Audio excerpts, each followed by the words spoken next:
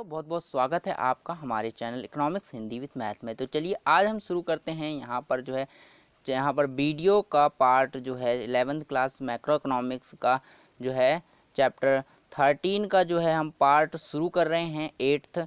तो चलिए देखते हैं, इसमें हम पढ़ेंगे कि थोक कीमत सूचकांक। ठीक है, यहाँ पर हम पढ़ेंगे थोक कीमत सूचकांक यानी होलसेल प्राइस इंडेक्स क्या होता है। तो सबसे पहले देख लेते हैं यहाँ पर थोक कीमत सूचकांक होता क्या है। यहाँ पर देखिए, थोक कीमत सूचकांक वह सूचकांक है जो थोक बाजार में बेची जाने वाली वस्तुओं की कीमतों में होने वाले सापेक्षिक परिवर्तनों को मापते हैं। यानी थोक कीमत सूचकांक क्या होता है, जो कि थोक बाजार में बेची जाने वाली, यानी क्या मतलब हुआ, थोक कीमत सूचकांक में क्या होता है, तो थोक बाजार में जो यानी थोक बाजार में जो बेची जाती हैं वस्तुएं, कौन सी, थोक बाजार में जो वस्तुएं बेची जाती हैं तो उनकी कीमतों में जो परिवर्तन होता है, तो परिवर्तन यानी सापेक्षिक परिवर्तन होता है, उसे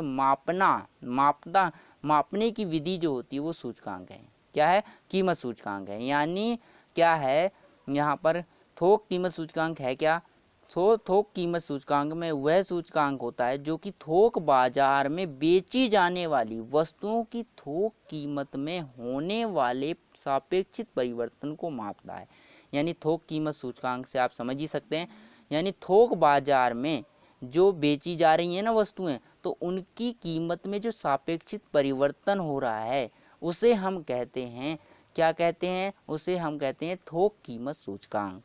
यानी देखिए, थोक कीमत इसी से समझ आ रहा है, यानी इसी से हमें समझ में आ रहा है, क्या समझ में आ रहा है, थोक कीमत, थोक मतलब क्या होता है, थोक बाजार। थोक बाजार में जो वस्तुएं बेची जाएंगी तो उन वस्तुओं में जो कीमत में परिवर्तन हुआ है, कैसा परिवर्तन, सापेक्षिक परिवर्तन हुआ है, उसे मापना क्या कहलाएगा, थोक कीमत सूचकांक कहलाएगा। ठीक है, तो आई होप दोस्तों ये समझ में आ गया होगा। आगे बढ़ते हैं हम इस चैप्टर में। अब हम देखते हैं यहाँ पर क्या देखेंगे, अब हम पढ़ते हैं यहाँ पर जो है थोक कीमत सूचकांक। यहाँ पर क्या पढ़ेंगे, थोक कीमत सूचकांक के उपयोग। यानी हम थोक कीमत सूचकांक का उपयोग जो है कहाँ कहाँ कर सकते हैं। तो थोक कीमत सूचकांक का उपयोग क्या क्या हो सकता है, मांग तथा पूर्ति से संबंधित अनुमान।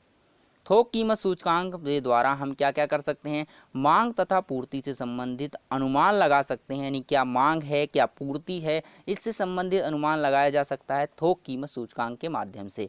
यहाँ पर मुद्रास्फीति की दर का सूचक होता है। मुद्रास्फीति की दर यानी मांग कितनी बड़ी है, मांग जो है बड़ी है या कम हुई है। मुद्रास्फीति की जो दर होती है उसकी गणना यानी उसकी जो है हम जानकारी एकत्र कर सकते हैं, यानी उसका भी अनुमान लगा सकते हैं। मुद्रास्फीति की दर का सूचक होता है, यानी जो मुद्रास्फीति की दर होती है उसको सूचित कर देता है। क्या, कौन करता है, थोक कीमत सूचकांक करता है। मौद्रिक मूल्य का तथा वास्तविक मूल्य का निर्धारण, इससे क्या हो जाता है, मौद्रिक मूल्य और वास्तविक मूल्य का निर्धारण करता है।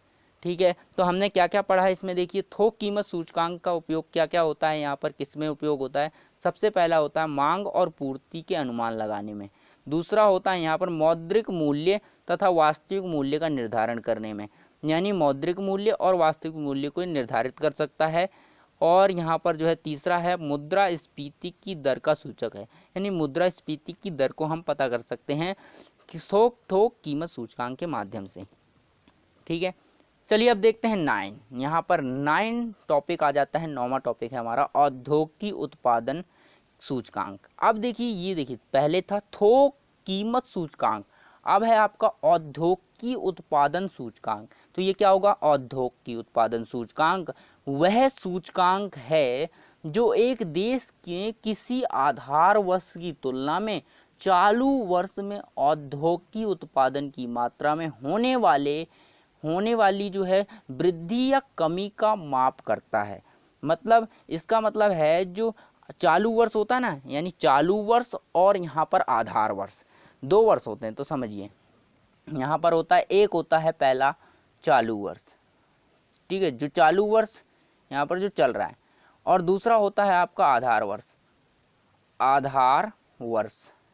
ठीक है, पहला वर्ष हो गया आपका चालू वर्ष, यहाँ पर इसको कैसे दिखाते थे, P1 से दिखाते थे चालू वर्ष और आधार वर्ष। यहाँ पर P1 तो कीमत थी ना, तो ये है चालू वर्ष आपका, ये क्या है चालू वर्ष और ये आधार वर्ष।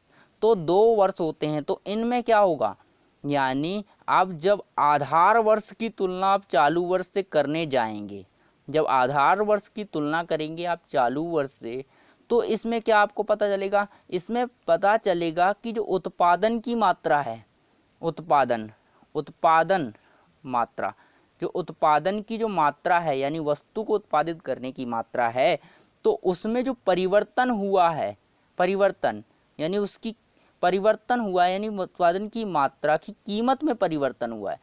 क्या है, उत्पादन की मात्रा में जो वृद्धि या कमी हुई। जैसे कि मान लीजिए ये आधार वर्ष है और आधार वर्ष से कुछ समय लगेगा चालू वर्ष, जैसे कि मान लीजिए ये 2004 है, ये क्या है 2004 को मैं आधार वर्ष मान के चलता हूँ, और ये क्या है 2021 हमारा यहाँ पर चालू वर्ष है, ये हमारा 2021 क्या है चालू वर्ष है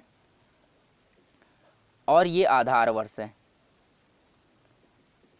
ये हमारा आधार वर्ष है और ये चालू वर्ष है। ठीक है, 2004 आधार वर्ष है, 2021 चालू वर्ष है जो अभी चल रहा है। ठीक, अब उत्पादन की मात्रा, अब देखिए 2004 में जो उत्पादन हो रहा था, अब ये ऐसा तो हो नहीं सकता कि इसमें अंतर ना आया हो, यानी क्या ऐसा हो सकता है, यानी एक कंपनी होगी, मान लीजिए एक कंपनी है, यानी कंपनी है जो पहले जो है 2004 में जितना उत्पादन करती थी आज भी वो उतना ही कर रही है।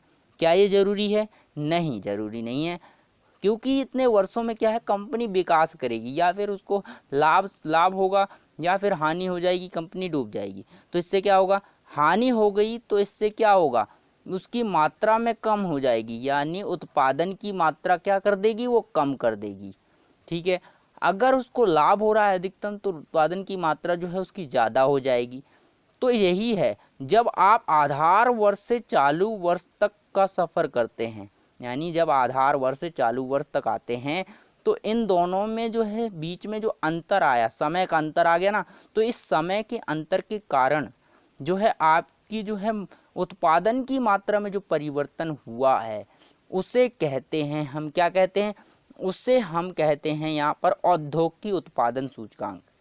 क्या कहते हैं, यहाँ पर जो है उत्पादन सूचकांक, एक ऐसा सूचकांक जो कि यहाँ पर जो है इस समय में, देखिए यहाँ से आधार वर्ष से चालू वर्ष तक चलने में जो उत्पादन की मात्रा में परिवर्तन हुआ है उसको जो सूचित कर देता है, यानी जो बताता है, ऐसा सूचकांक जो उसको बताता है जो कितना परिवर्तन हुआ है उत्पादन की मात्रा में, उस सूचकांक को हम कहते हैं जो है यहाँ पर उत्पादन सूचकांक, औद्योगिक उत्पादन सूचकांक। यानी आधार वर्ष से लेकर के चालू वर्ष तक जो है वस्तु की उत्पादन की मात्रा में वृद्धि हुई है या कमी हुई है, जो सूचकांक ये जानकारी देता है उसे हम उत्पादन सूचकांक कहते हैं, यानी औद्योगिक उत्पादन सूचकांक कहते हैं। आई होप दोस्तों ये आपको समझ में आ गया होगा क्या है।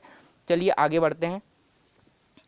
औद्योगिक उत्पादन सूचकांक की रचना, अब हम कैसे कर सकते हैं औद्योगिक उत्पादन सूचकांक की रचना, चलिए इसको देख लेते हैं। ठीक है, चलिए समझ लेते हैं किस प्रकार से औद्योगिक उत्पादन सूचकांक की रचना कर सकते हैं। तो पहली चीज़ क्या है, उद्योगों का वर्गीकरण। सबसे पहले अगर आपको औद्योगिक उत्पादन सूचकांक की रचना करनी है तो आपको क्या करना पड़ेगा, यहाँ पर उद्योगों का वर्गीकरण करना पड़ेगा, यानी उद्योगों को बांटना होगा अलग अलग भागों में, उद्योगों का वर्गीकरण करना होगा। वर्गीकरण का मतलब होता है अलग अलग भागों में जो है बांटना। उसके बाद देखते हैं यहाँ पर औद्योगिक संबंधी आंकड़े, और आपको उद्योग से संबंधित जो आंकड़े हैं वो एकत्र करने पड़ेंगे, और उसके बाद करना पड़ेगा भारांकन, यानी भार उनके शुद्ध उत्पाद के मूल्य पर आधारित होते हैं। क्या होता है, भार जो होता है उसके शुद्ध, यहाँ पर जो उत्पाद किया गया ना उसके मूल्य के आधार, मतलब मूल्य पर आधारित होता है। तो यहाँ पर भारांकन करना पड़ेगा, कितना भारांकन किसका है।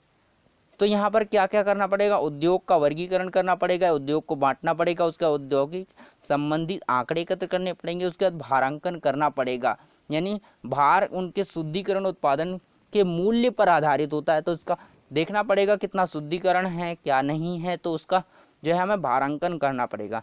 तो चलिए इसको देखते हैं। उत्पादन जो है औद्योगिक उत्पादन सूचकांक का, यहाँ पर देखिए उत्पादन सूचकांक कैसे निकाला जाता है। तो इसको भी बिल्कुल सेम तरीके से निकालते हैं जैसे हमने पिछले निकाला था। तो यहाँ पर क्या है, क्या करना है हमको, ये क्या होता है आपको पता ही होगा, यहाँ पर वर्तमान कीमत, ठीक है, वर्तमान कीमत बटे में जो है आधार वर्ष की मात्रा, यानी आधार वर्ष में वस्तु की मात्रा क्या है वो है वर्तमान कीमत में जो है वस्तु की कीमत क्या है ये है।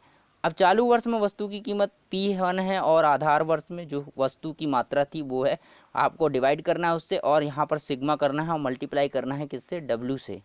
उसके बाद सिग्मा W का करना है, W का मतलब होता है भार, और इसको मल्टीप्लाई करना है 100 से। तो आपका निकल के आएगा सूचकांक। क्या निकल के आएगा, सूचकांक, ठीक है। तो इस प्रकार से आप यहाँ पर सूचकांक निकाल सकते हैं। तो ये हमने पहले ही करा रखा है तो आपको नहीं कराना है, मैं यहाँ पर इसका क्वेश्चन नहीं कराऊंगा क्योंकि बिल्कुल सिंपल है। आपने अगर पुरानी वीडियो नहीं देखी तो आप देख लेना, आपको समझ में आ जाएगा किस प्रकार से ये क्वेश्चन करते हैं, ठीक है। यहाँ पर एक सारणी बनती है, उसके बाद हम इसको सॉल्यूशन करते हैं, सॉल्व करते हैं। तो चलिए आगे बढ़ते हैं, हम अगला टॉपिक देखते हैं। 10वां टॉपिक हमारा मुद्रास्फीति और सूचकांक। मुद्रास्फीति और सूचकांक। अब देखिए मुद्रास्फीति और सूचकांक के बारे में पढ़ते हैं। तो यहाँ पर मुद्रास्फीति और सूचकांक दिखा रखा है। तो क्या है हमारा, यानी मुद्रास्फीति दर कैसे निकालते हैं, मुद्रास्फीति सूचकांक कैसे, सूचकांक जो है किस प्रकार से होता है। तो यहाँ पर मुद्रास्फीति सूचकांक का तात्पर्य क्या होता है, मुद्रास्फीति सूचकांक का तात्पर्य उस स्थिति से होता है जिसमें किसी देश के सामान्य कीमत स्तर में वृद्धि एक लंबे समय के दौरान होती है। यानी जो है सामान्य स्तर है आपका, ठीक है, एक देश का सामान्य कीमत स्तर है, अगर उसमें वृद्धि हो जाती है लंबे समय के दौरान, तो उसमें क्या कहते हैं, मुद्रास्फीति को थोक कीमतों के आधार पर मापते हैं। तो उसमें क्या होगा, हम क्या करेंगे, मुद्रास्फीति को थोक कीमतों के आधार पर मापेंगे, ठीक है। तो ये है हमारा। तो इसको कैसे हम निकालते हैं, अगर निकालने की बात आए तो इसको किस प्रकार से हम निकाल सकते हैं। मुद्रास्फीति की दर का अगर गणना करनी है, हमें इसकी गणना करनी है, तो कैसे करेंगे, A2 माइनस करेंगे A1 से, यानी A1 माइनस करेंगे A2 में और उसको डिवाइड कर देंगे A1 से। यानी हमने क्या करना है, A2 में हमें माइनस करना है A1 और डिवाइड करना है A1 से, उसके बाद मल्टीप्लाई करना है 100 से। अब हमें क्या करना है, देखिए क्या है, A1 पहली सप्ताह की थोक कीमत, हमने क्या देखना है, पहली सप्ताह की जो थोक कीमत है वो हमारी A1 है और दूसरे सप्ताह की थोक कीमत को हम कहते हैं A2। तो यानी पहले सप्ताह की जो थोक कीमत है वो A1 है, पहले सप्ताह की थोक कीमत जो है A1 है और दूसरे सप्ताह की थोक कीमत A2 है। तो इसको हमने A2 में दूसरे सप्ताह में से पहले सप्ताह की कीमत को माइनस करना है और पहले सप्ताह की कीमत से भाग करके गुणा करना है 100 से, तो हमारी आ जाएगी मुद्रास्फीति की दर। तो इस तरह से हमारा चैप्टर जो है समाप्त हो जाता है, यानी पूरा ये 13वां चैप्टर हमारा समाप्त हो जाता है दोस्तों। तो अब हमारी जो है इकोनॉमिक्स, मैक्रो इकोनॉमिक्स की जो है आर्थिक सांख्यिकी की बुक जो है पूरी समाप्त हो गई है। यहाँ पर 13 चैप्टर पूरे कंप्लीट हो गए। तो दोस्तों यहाँ पर आपका फुल कोर्स इकोनॉमिक्स का हो चुका है। तो दोस्तों फिर मिलते हैं हम अगली वीडियो में। जल्दी ही इस चैनल पर जो है आने वाली है 12th क्लास की जो है यहाँ पर इकोनॉमिक्स की वीडियो अपलोड होंगी जल्दी ही। तो जल्दी से इस चैनल को सब्सक्राइब कर लें, अगर आपने हमारे बेल आइकन को नहीं दबाया तो उससे भी दबा लें। और फिर मिलते हैं हम अगली वीडियो में जो है अगले टॉपिक के साथ।